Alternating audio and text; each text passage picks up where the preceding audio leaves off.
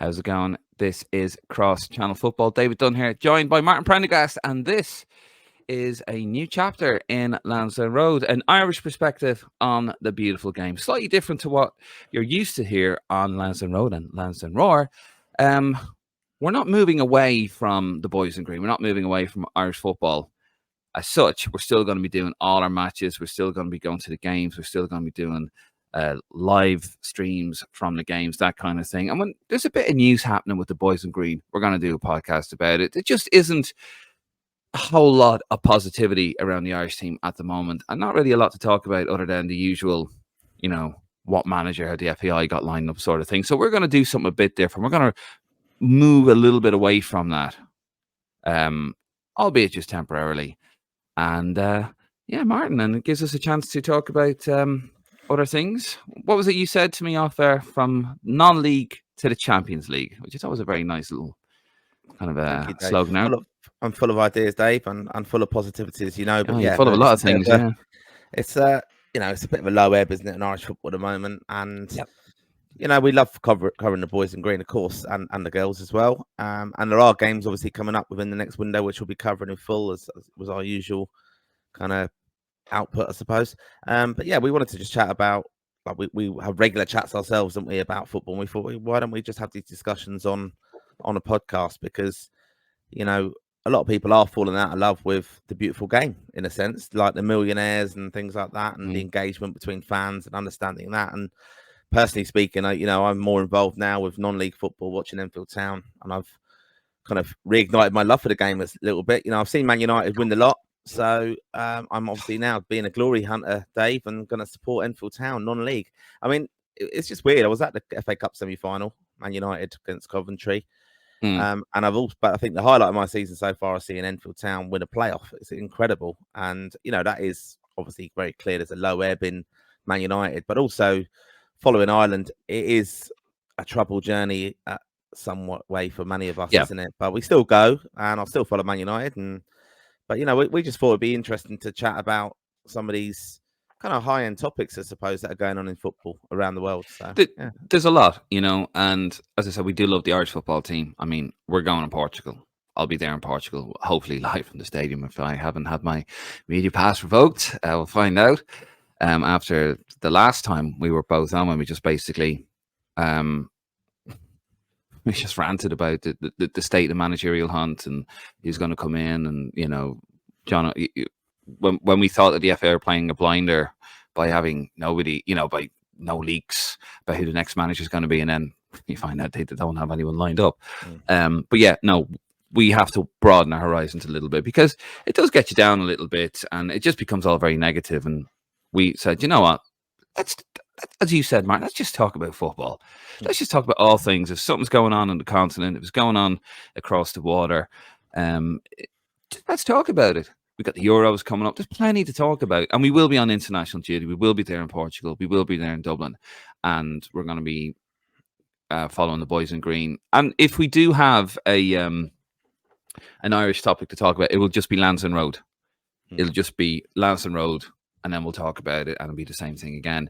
But yeah, I'm looking forward to this anyway.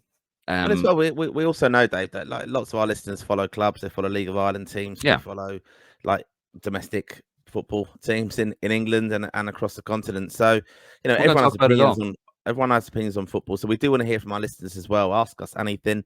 We followed football for over 40 years now myself, Dave. I'm a bit older than you and wiser. But we want to hear from you. We want to hear from our listeners and ask us or remind us of things that happened back in the day. And that's where we are with it. That's it. And look, we're, as always, it's been a while since I said this, but if you like what you hear, you love what you see, hit that subscribe button. There's a QR code down the bottom right. You can head over to our Instagram, our Twitter, our Facebook.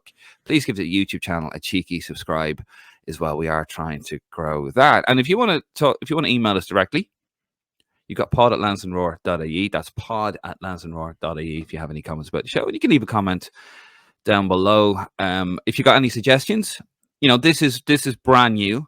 So it's a little, we haven't done this for a couple of weeks. It's new. It's we're trying to sort of find our feet a little bit with it. So you got any suggestions, things you like about it, things you don't like about it, things you'd like to see?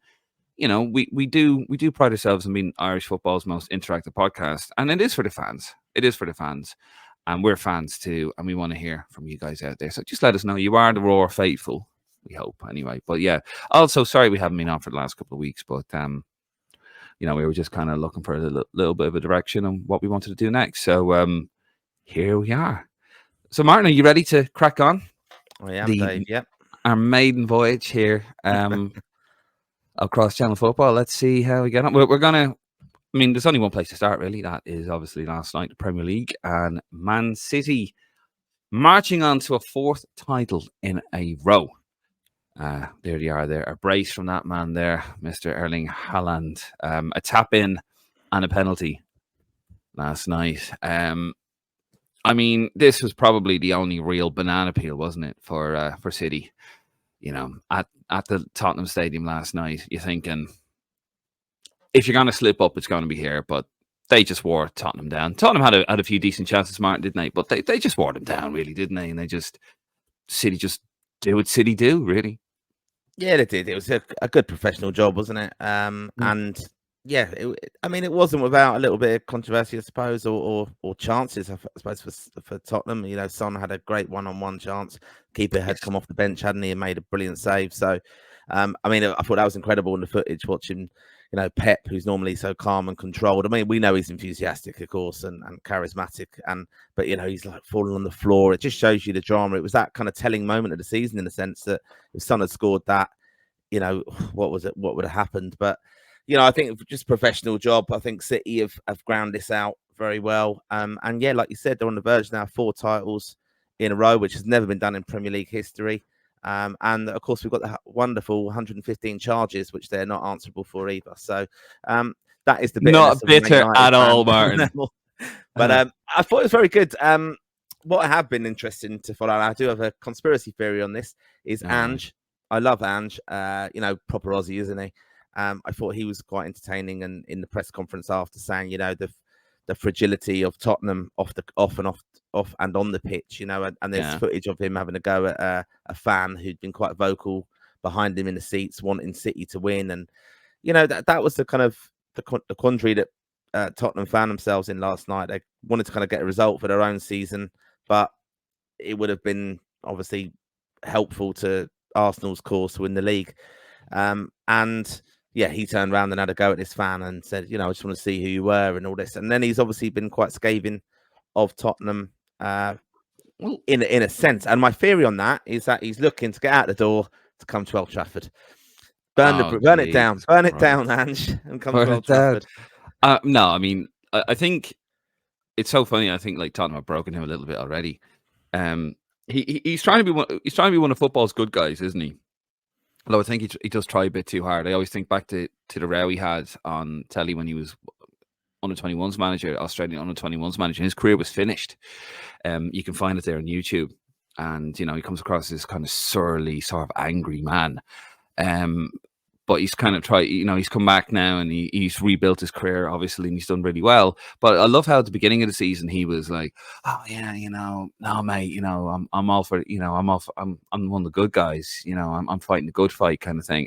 And now towards the end of the season, like, he's going on about how the fragility in the inside the club, outside the club, moaning about the fans. We need to be bigger than that. I do agree what he's saying, though. I do agree what he's saying, because I think it's small club mentality.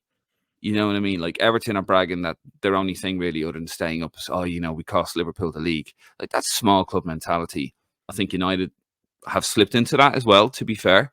Going on about the cost of Liverpool, the 4-3 in the FA Cup, and, probably be a DVD out about that. That sort of thing. And he's trying to move away from that, isn't he, a bit? And I think before this game, there were rumors and there was talk amongst players. Mark Keown he was almost crying on TalkSport, wasn't he? Saying, Tottenham are gonna, they're gonna cost Arsenal the league and all this, all this kind of nonsense.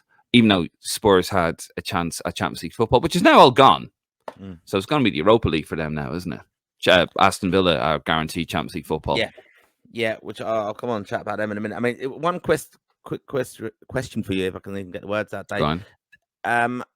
This is the final day of the season we're going into, obviously, this weekend. It's the first time that Arsenal have been involved on the last day of potentially winning the league title since 1999, when Man United won the treble. Wow. Yeah, because they always had it wrapped up or lost it, didn't they? Yeah, it was there on the last day. It was between Man United, obviously, playing at Tottenham. Yeah. And I think Man United played at Old Trafford. Andy Cole come off the bench and they won 2-1. They were 1-0 down. And Yeah. I was at that game day. And Of course you were. I think Arsenal had been at Villa.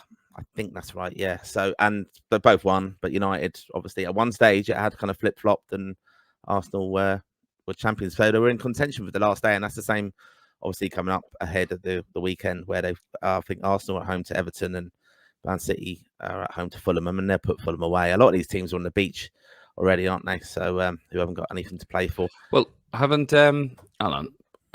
Well, the last day of the season is just looking here. I'm going to show you the league table. Where is it? Sorry. So City are at home to West Ham, and Arsenal are at home to Everton. I mean, I expect City and Arsenal to beat both teams. Yeah. But that's the problem, isn't it? And just having a look here at the league table. So this is where it stands at the moment. So level games, City are 2 points clear on 88 points. Arsenal are on 86. And just a goal difference of +1, really, for Arsenal. So they've got it all to do, really. It's not in their hands anymore, which is kind of a shame for them. But I understand the frustration, having been a Liverpool fan. And Liverpool, like, you can see there, 79 points. I mean, Liverpool lost the league with 97 points, didn't they? So, which was a higher tally than any of Man United's under Fergie. Well, this is what I say. What's mental about football fans, really, and kind of why we're doing this kind of show, I suppose, is you get a lot of people saying, "Oh, like you just said, Dave." I've seen Arsenal fans putting up, and Liverpool fans in the past, obviously putting up like these are the points totals. It doesn't matter what the points totals are in your season, and if you're still second, it doesn't matter what you do. And well, that would have been enough to win it back then. Well, that's because it was more competitive in a way. The top, like Arsenal and Man United, in '99 when they were going for it, it was toe to toe, wasn't it? And back there then, wasn't like big leads and stuff. If you lost more than 3 games, but to be fair, and I'm not biased like yourself. Back in the day, if you lost 3 games, more than 3 games, that was it. You were done. Yeah, you didn't win the league title. Well, I think it changed more when Mourinho came in. He made it about 3 games really, because they didn't lose many games at all. But United, I think probably 4, 5, 6 sometimes a season, and that's why the points were a bit lower. We'd have a little blip, and we might lose 2, and then it was reset. So, look, City have lost 3, Liverpool have only lost 4. I mean, it's incredible, really.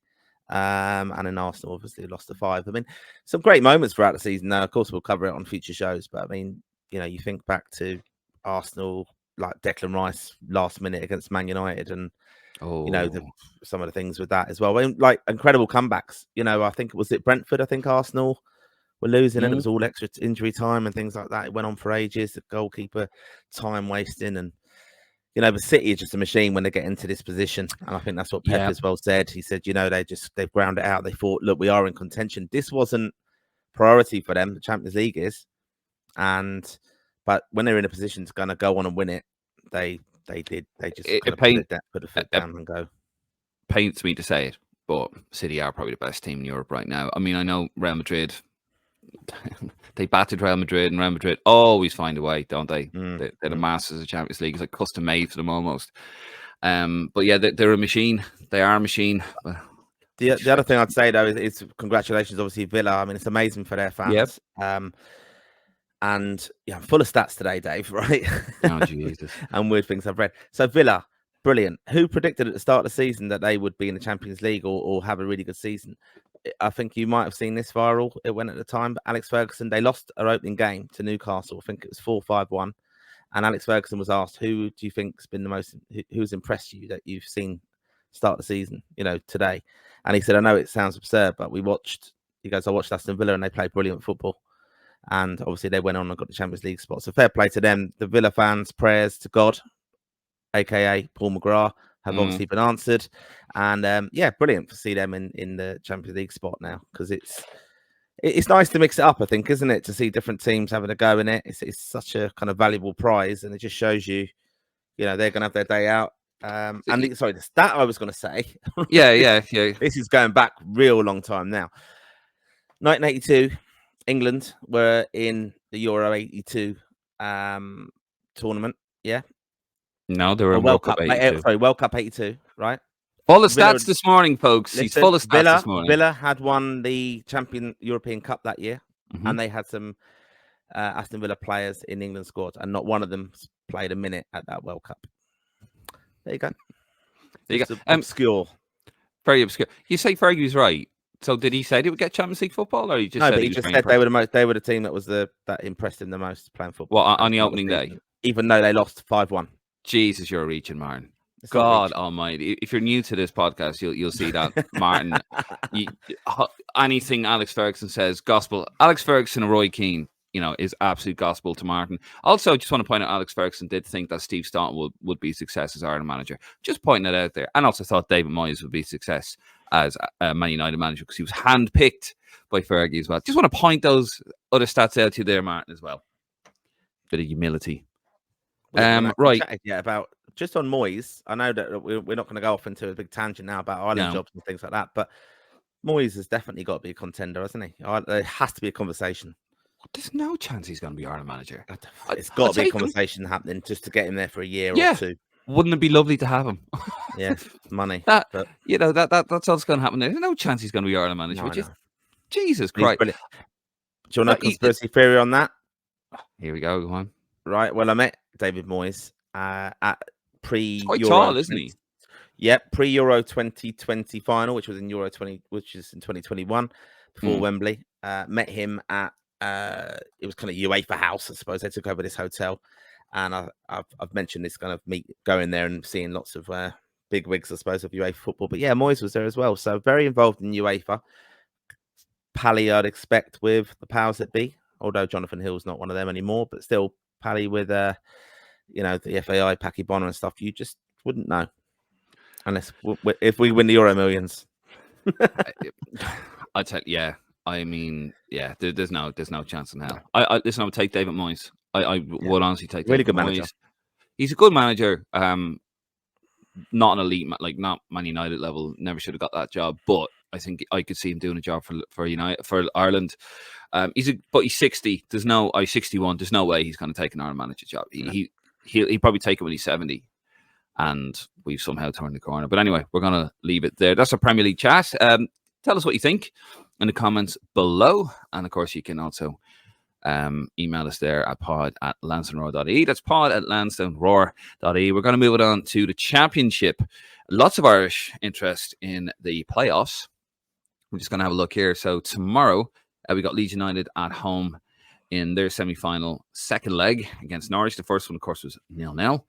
And the day after that, on the Friday, you've got Southampton at home to West Brom. And of course, that was also 0-0. So the playoffs roaring into life in the first leg there. But yeah, I mean, there's lots of Irish interest here, Martin. Of course, the first game between Leeds and Norwich City at Carrow Road, as we said, was 0-0. But one thing that shocked me, and we have to talk about it, was the inclusion of Shane Duffy after being done for drink driving.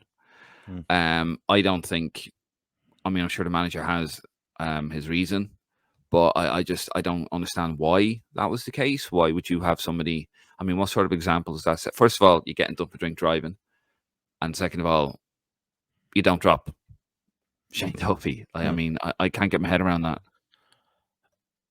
Yeah, I think it's pretty clear cut, isn't it? Drink driving. To be fair, if it's been released that you've been charged and you're going to be up in court for it, or you've been up in court.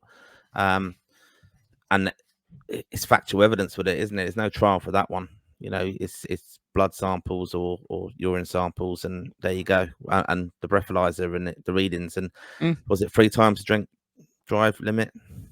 Yeah, ridiculous that footballers are doing that. And on the back of the very high, highly charged kind of situation not long ago now with Richard Keogh, which also involved players being pissed up and driving and being reckless and nearly killing people, to be honest. There's no excuse for that. And I'm surprised Norwich, I think they could have made a big statement by dropping him for that. And sad to see. I mean, some of these footballers just think they're beyond the law, and it's the end of the season for some of them. I mean, look, it's not for him though. That's what's also incredible about this. He's preparing a few days out for a playoff game where they're trying to get that team into. I mean, I've seen some stuff on Twitter. Norwich fans obviously in uproar and kind of very much a family club, aren't they? Not that it matters if you are a family club or not, because it's just very clear cut that that's your view. And morally, I think it was wrong that they picked him. Shocking. I mean, I'm trying to find here if what the reasoning, the rationale. I mean, look, I know the rationale. He probably doesn't have anyone better, and we need to get into the playoffs, and that's it. Yeah, you've got to set a standard, like, yeah, you know what I mean. And I'm sure it's okay. Oh, he's very sorry. He's a good lad. Yeah, that's fine. He's 3 times over the limit. It's like it's not good enough. To be fair, but yeah, but I mean, getting back to the football. Who do you fancy in that one? I mean, Leeds, obviously, I think they finished third in the league, didn't they? It's always the way, isn't it? Fancy Leeds at home. I mean, they're just quite strong, and I think, yeah, I think they've had quite a good season, and I could see them just grinding it out at home. But I hope it's Southampton in the other one, which is on Friday. Southampton, of course, cousin Will, family involvement there. Some of the listeners might not be aware that I'm a cousin of Will Smallbone. Yeah. Sorry, wait. Cousin Will. Cousin of yeah. So cousin Will is playing in that one, I hope. And yeah, against West Brom. I mean, these teams have all been around the Premier League in the past, haven't they? So, I'd like to see Southampton come up. I mean, look, they're going to be without Bazunu, as we know, but there is Irish interest there. So I'm hoping they get the job done and get to Wembley. Malumbi's out as well, isn't he? So you've known Malumbi, you know Bazunu. So it's actually not as much Irish interest. Well, Manning, is he there? No, he's at... No, he is, isn't he? Yeah, he's there, yeah. Jesus. Yeah, sorry guys. We are rusty. We haven't done this for a few weeks, but we will get into it. Yeah, so I mean, I think because we've covered the pod, because we've done weekly OBIG for the last few years, haven't we? And when I think of Norwich, I'll be honest, I think Adam Ida, and he's not been there now for last year. Yeah, you just think like there are teams in the Championship you just immediately think of, like West Brom. I would think Callum Robinson and Malumbi. Even Darragh O'Shea, you just forget that they move on. If you don't follow Darragh O'Shea back down the Championship. Oh, that was another prediction. That was another prediction, by the way. Since we're talking about predictions, I said that Burnley would get absolutely fired back down to the Championship, and Martin, I must be clairvoyant. I was right. Claire who? Buoyant. Yeah. Anything to say on that? You said what was it? No, Burnley would stay up. Well, what I would say about Burnley is that he's not abandoned his principles of how he wanted to play, and that's just cost him. Some teams come up from the Championship, they try and grind it out. They don't play it as they played in the Championship. They don't really adapt, and he didn't try to adapt. He just went, "No, we're going to match you toe to toe," and then you come on. Oh, well, didn't it? But no, but I think it's a shame for Josh Cullen, but I mean the parachute payments, I'm sure he'll be financially okay. Although wage cuts, obviously, with contracts and things, but I'm sure he'll be fine. Yeah. As will Darragh O'Shea. The final of the Championship playoff is on the... Let me just get my list up here. Is on the 26th of May. So that'll be interesting to see anyway. But yeah, lots of Irish interest. I'm hoping it's going to be Leeds. And I've always had a soft spot for Leeds. Leeds to Southampton, anyway. But hopefully Southampton go up. Obviously, and that's obviously the week before the Champions League final, isn't it? Because then, which is also at Wembley. So we'll be able to preview that, I'm sure, on the show. Yep, well, I won't be. Actually, speaking of a future show, there is a documentary out on Netflix which we're going to watch, and it's about the Euro. Speaking of finals at Wembley, is the Euro 2020 final, which is obviously held the year after. Martin and I were both at that. Actually, you were inside it, I was outside it. We saw the carnage from 2 different angles. So we're going to be talking about that documentary probably on the next episode. Actually, I'm going to watch that tonight. Something to watch at work. I mean, not work. No, I will watch it. I will watch it today, and we're going to talk about that. But yeah, Champions League final is at Wembley, and so it's the playoff final. And we're going to move it on, Martin. We're going to move it on to, speaking of finals, And speaking of getting every drop out of a particular final, and of course that is Man United's Amazon Prime documentary here called 99. I have a little synopsis here about this. I'm sure Martin's going to wet himself. But here's the synopsis. Easy for me to say. 99 will feature exclusive interviews from key characters in the United story with Beckham, Neville, Paul Scholes, Peter Schmeichel, Teddy Sheringham, Andy Cole, and Ole Gunnar Solskjaer, each recalling every perspective and vital moment in vivid detail. We'll also hear from coaching staff, including Sir Alex and Steve McLaren. No Roy Keane, though, funnily enough.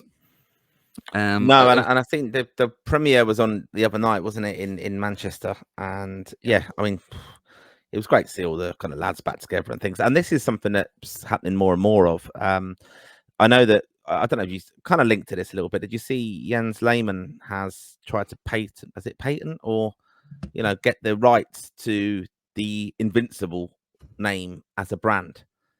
So that they can do a whole series of events basically around Arsenal's Invincible achievement, which I also have. I'll address that on a future show. I'll that's another myth in football. How's a myth? They went through every league they went through. They lost the more league games that year. They lost more games that year in the competitions that they were in than Man United did in the treble season. So bitter. You're so bitter. That's just a fact of it, and they just ground out draws. They ground out draws just to be that. So what? It's exciting to do that. No, it's not. They just go and win. Win. Still special. Like I said, we just won't lose. We won't lose. Awful. I'll demyth that a future episode because Jesus Christ. Yeah, interesting that they did that. That they've done this, but yeah, the 99 documentary. Yeah, it'll be interesting to see the perspective. One of the other kind of nice links with that, I know you got the photo up there of Teddy Sheringham, Andy Cole, that they've all again worth chatting about because they did have a massive falling out and didn't talk in that for a long time. So worth covering that, and that's all been forgiven now. So yeah, that's just football though. I always say, did he speak now? Did they?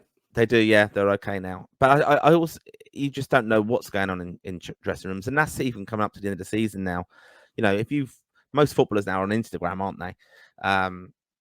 And you can see, the players whose seasons finished who aren't in playoff kind of semi-finals and things. They're off on the beach already. We saw James McLean was in Vegas, I think, with Wrexham celebrating in good style, actually.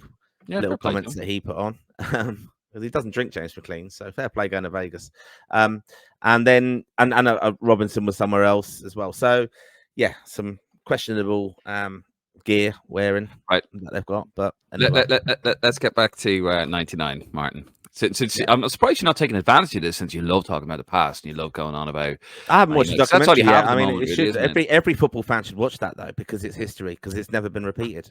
Jesus Christ! Well, it has been repeated. No, it's not. Not without. City charges. Just did it. Not without charges. No. City just did it last season, so it has been repeated. We can all do it. It's not that unique. We can all do it.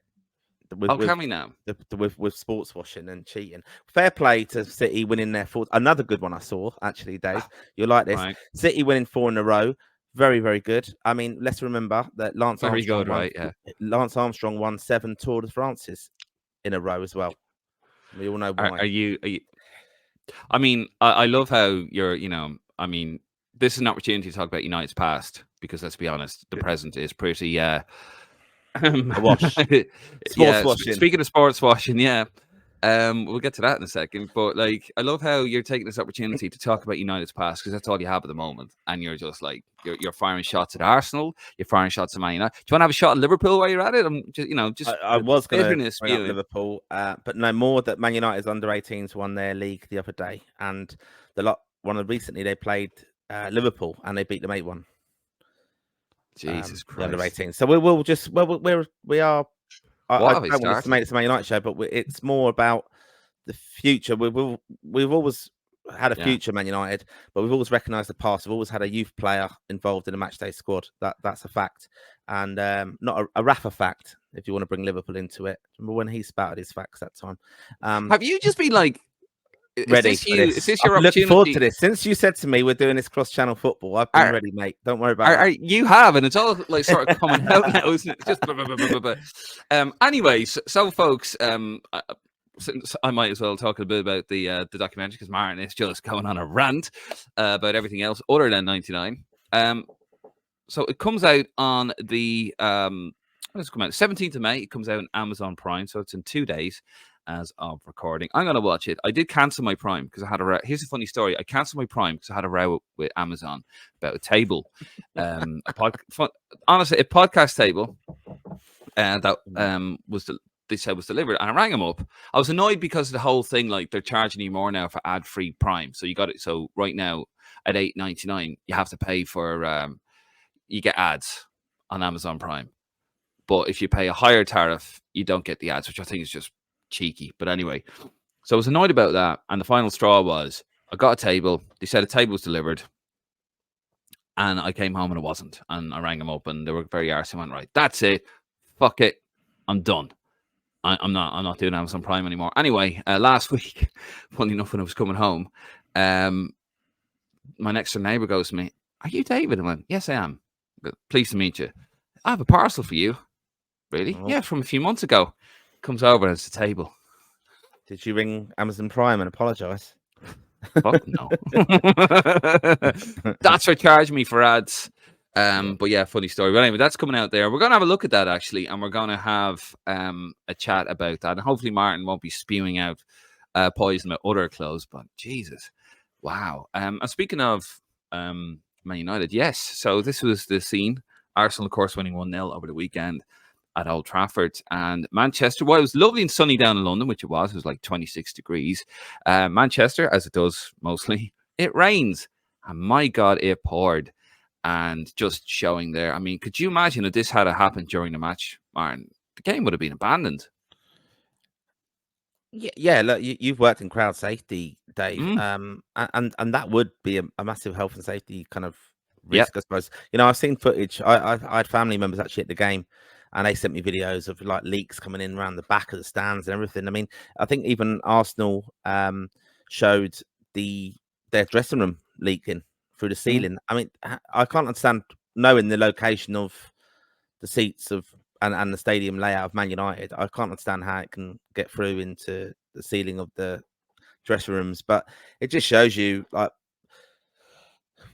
it's very sad, really. What was one of the best stadiums in England, without a doubt. You know, held Champions League finals and things like that in the past. Held the Milan one, didn't it? When Shevchenko In 03, yeah. It's just it's absolute shambles now. And you know, there's a lot of talk. I mean, look, it's all very political, this Ineos takeover of Man United. You know, Andy Burnham, the MP in Manchester, was that their former mayor, wasn't he? And Liverpool as well. Yeah, very a good lad. Like, to be fair, very instrumental in the kind of justice for the 97. Fantastic guy. But you know, he was there, and you know, because they are talking about, like, politically the regeneration of Manchester around Man United. I can't really get that in my head, to be honest. Just the fact that, you know, Man United, a multi-million pound, billion company or whatever it is. Why did they need government money to do that? I don't know, but that's another story, I suppose. But like, it's good to see that they were there, to see it kind of falling down. But massively embarrassing for Jim Radcliffe and stuff, showing the stadium isn't fit for purpose, and visitors to that stadium are getting showered in pissy, rainy water. Here's the thing, United, and you know, it's kind of funny, and I'd be lying if I said I didn't relish in it. Almost, I had to listen for years and years and years about, and you know, I watched United build that stadium in the night. It was always the biggest stadium. Old Trafford was always huge. Anyway, it was always bigger than Anfield. Yeah. It's always the biggest club stadium in the country. Always was. And you know, Liverpool stood still. They were stuck in the 80s. You know, you go back to the story. If you ever read the 44 months, the book by Brian Reed about Liverpool and the takeover by Hicks and Gillette and all that, fascinating read, by the way. And when Liverpool won the treble, or sorry, they were European champions in 05, and this group of Norwegians, whatever, showed up at Old Trafford and said, "Oh, come, you know, we'll pay the coach." They're on a coach. You pay the coach driver a few quid to drop them down to Anfield to go in and do a tour of Anfield whilst they were there, and the stadium wasn't open. and Liverpool were just kind of stuck in the 80s, where United were like the glitz and the glamour, and they built that stadium up winning Premier League titles, European Cups, and the money coming in from Sky. They built that stadium as they went. They did it the right way. And I always admired them for that. I genuinely always admired them for that. You know, they had like Man United toothpaste and stuff. We're all going, oh, you know, that's not real football. Well, it actually was. They were way ahead of the game. But they're stuck in the past, which is so ironic. And when you say to Man United fans, they're like, oh, Liverpool fans are so, you know, so arrogant. So it's like, yeah, I had 20 odd years of it listening to Man United fans in Ireland coming up to me and slagging off Liverpool and going on about, oh, what's the only ship that's never landed in Merseyside, oh, the Premiership and all this kind of nonsense. Oh, fair enough, yeah. Fair enough. And, you know, you got to listen to it. But now, you know, you have to watch the History Channel to see Liverpool's glory days. Well, you know, the shoe's on the other foot now. Liverpool have, organisationally, they are a far better run club. City as well. Look what City have done. They've regenerated areas, although they are funded by Abu Dhabi. But they have regenerated areas of Manchester. They've turned wasteland into sports centres, that sort of thing. And United have just stood still. You've had greedy billionaire owners with the Glazers. I think took over in 2004, was it? They took that club over. And yeah, it's just this is where you're at now. You have to, it's like a home. You have to, like 20 years since they've had any sort of refurbishment in that stadium. It's gonna happen. And you know, that's like we haven't got even we haven't got a video scoreboard in there to show like VAR and all that kind of stuff. We don't. It's announced at Old Trafford, and it would cost the money to put in a screen because you're taking out seats. So it's just not a modern football stadium. And I know there's talk about whether they should relocate nearby because they own land nearby to do it. But I think they've got to obviously engage with the fan base. Whenever you do that, I think you have to kind of engage. And I know that I know there's lots of stuff viral goes down to, talking about even City and Tottenham and Ange ranting and all that kind of stuff. Everything's, I don't judge a football fan base of a team by Twitter, basically, because there's a lot of angry people on Twitter and they don't even go to matches. And, they can all have opinions of, Rashford's good or Rashford's shit, things like that. But you're listening to someone who's never been to Old Trafford. I would always judge it on the fan base. I think the fanzines, like we're match going fans, Dave, let's be honest, with Ireland. Yeah. I would judge the view of Irish football and what's going on there from people I know who go to games, right? Whether that's, I'm not saying super fans or whatever like that. And, people do have that in their head sometimes that you're slagging off just anyone who's got a vague interest in it. But I would be more entitled to listen to a view of someone who actually goes a lot. And that's the same with the fanzines. Are a good kind of idea of how you can kind of judge the fan base. So even that though is interesting. They've all released their last issues of the season now, heading into a cup final for Man United, for example. And that's what the club have to do. They have to engage with the match going fans because ultimately they're the ones paying the money going through the gates and wanting that match day experience. And that's what it's all about. Yep, and be interesting to see anyway. And of course, I got Jim Radcliffe and with his Ineos crowd. And what was the club he took over in France? Was it Rennes or Rennes, whatever way you say it, and got relegated, didn't they? So it's got to be very interesting. I mean, I can't say much because we're going to move it on. Just going to finish up on Liverpool here, as always. Why not? I'm the host. This could be another deluge of. Just related. Stay. Just keep your bile and your poison to the next show at least because we're running out of time here. But yet, of course, we do have Jurgen Klopp's last game here. Our last game as Liverpool manager at Anfield on Sunday. Anfield. Where is it? Anfield. Oh yeah, Anfield. Are you going to slag off Anfield when you have a waterfall inside your stadium? Failed. And how did he fail? The pressure. I can't cope with the pressure. What do you mean you can't cope with one league in lockdown. It doesn't count. Crack on. The stadium. First of all, the league was over before lockdown, so you can get your asterisks and shove it up your arse. Not happening. Here he is anyway. But not like Martin. I'm not biased, but here he is. Jurgen Klopp, the man. Fuck off. What the fuck is that? And yes, it is his final game in charge of Liverpool against Wolverhampton, and it will be on Sunday at 3:00. And it's going to be very. I'm tearing up, Martin. I'm feeling very emotional about it. I'm sure you're happy because you might have. Well, we don't know. Apparently, we're going to get Arnie Slot in to take over, and we'll see what happens there. But yeah, any thoughts before? I mean, we're going to do another episode on Friday, but yeah. In all seriousness, I think he'll get a fitting reception from the Liverpool fans, which he deserves. He has. I kind of jest that he's failed. I think he could have done more, but yeah, I think he's been a good addition to the Premier League, like Mourinho was, and I think we will remember him fondly. He really resurrected Liverpool as a club. So I think he has, be my but I'm not too bothered to see him going. Like, I don't think they're as competitive as they should have been, to be fair. I'm not. No, because someone said to me, yeah, we have to hold it. That's fine. I can debate it again, but we'll talk about it on Monday when we're reviewing.